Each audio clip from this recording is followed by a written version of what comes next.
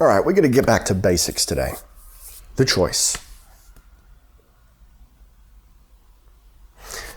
All you have to do is choose to have what you want. Now, what does this mean? I find this thought process, this mindset, incredibly powerful because it doesn't rely on technique. It doesn't set up rules. It is pure possibility. It is right to the core of the issue.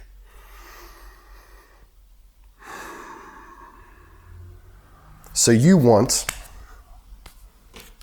something represented by this remote.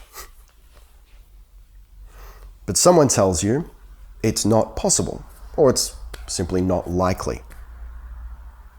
Or somewhere along the journey that is your life, you learned that maybe this isn't for you.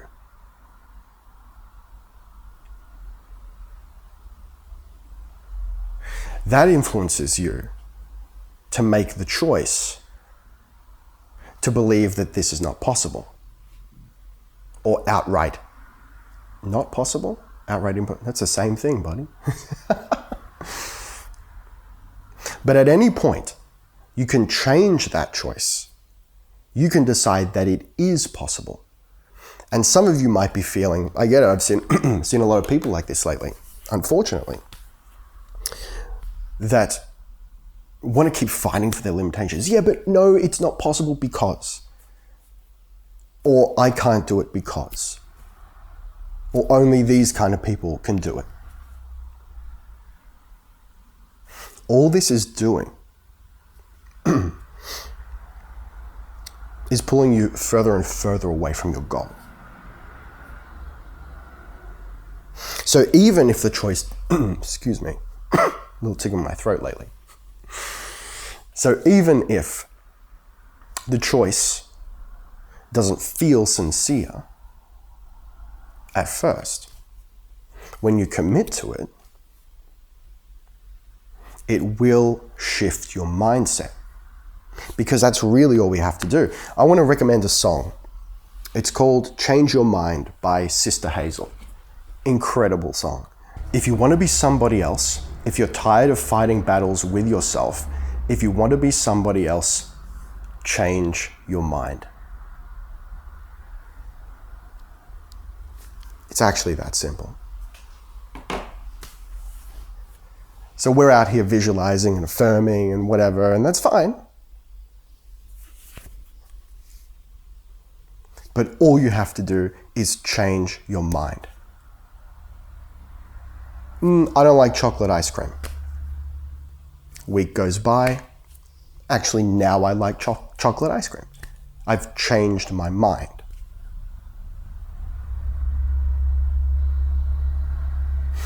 Today, I don't believe I'm worthy of money, of making money, of having more money. Next week, I decide, no, I am capable, worthy. I've changed my mind.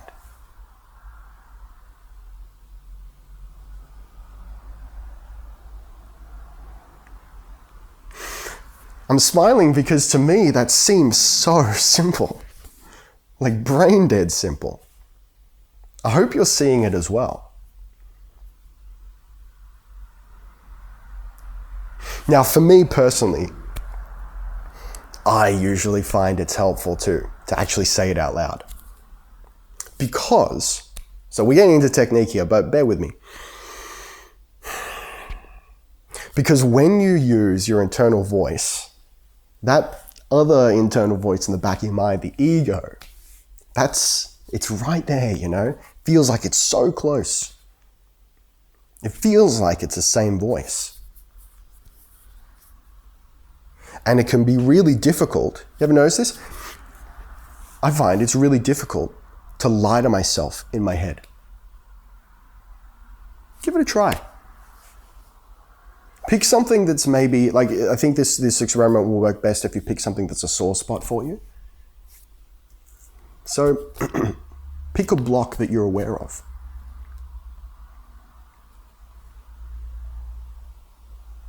So maybe you don't feel worthy of earning more money. So say, I am worthy of earning more money, but do it in your head. Is that difficult? I usually find that it is. But when we speak physically, it is a lot easier to lie. It doesn't matter if you know that it's a lie, or rather think that it's a lie. This is where practice comes into it. But remember when I used the example of committing to meditation? That if you commit to meditating for a year, if you make that honest commitment, it won't take a year to get you to where you need to be, where you want to be. Because the moment of manifestation is in that commitment. So it's almost like the commitment is drafting the contract. And then actually getting to work is signing the contract. And you don't have to prove to the universe or whatever. You just have to prove to yourself. That's how this stuff works. So if you want to go to the gym, set a New Year's resolution or something, I'm going to start going to the gym. All right, you got your contract. But if you never go to the gym, you haven't signed the contract.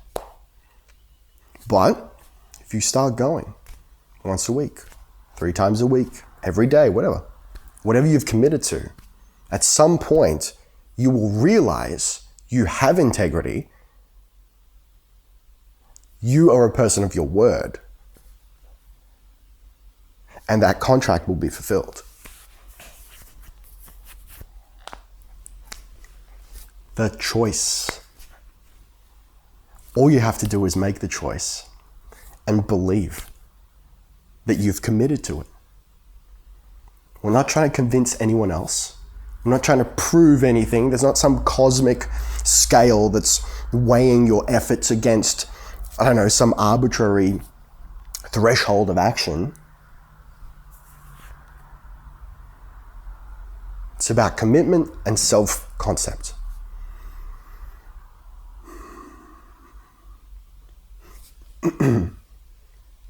If you've got a bad track record of never sticking to anything, it doesn't matter what anyone else thinks about that. What matters is what you think about that. And even if it doesn't bother you, you still know. I'm the kind of person that doesn't really stick to stuff. Oh my God. You don't need technique. And I firmly believe that the technique will come once you've made that commitment. But you can choose the meaning of everything that happens. You can choose who you are. You can choose your future from moment to moment. And even when you're exhausted, in despair,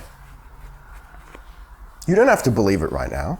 You don't have to go deep into meditation and conjure up the feeling and whatnot. It's technique, it's fine, it works for a lot of people, and that is fantastic. However, it is not the be-all and end-all.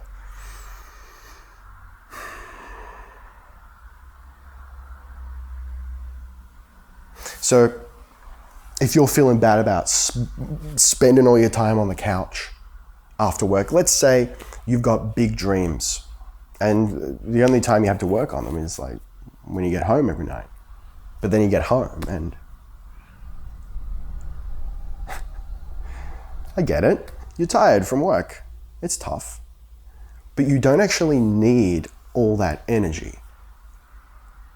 We trick ourselves into thinking we need all this energy to devote to our desires. No, we don't. All we need to do is make a choice. All we have to do is commit.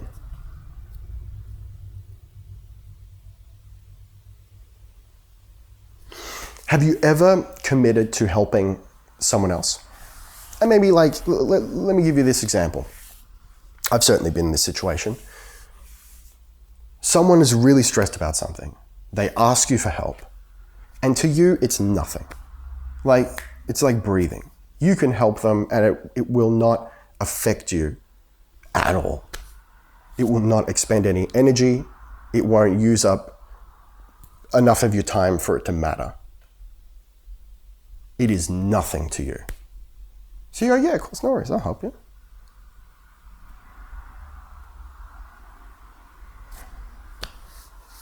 That's what it feels like.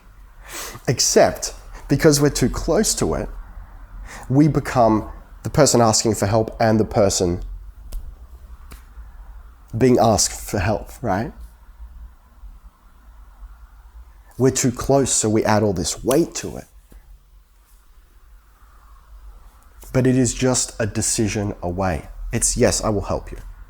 Done.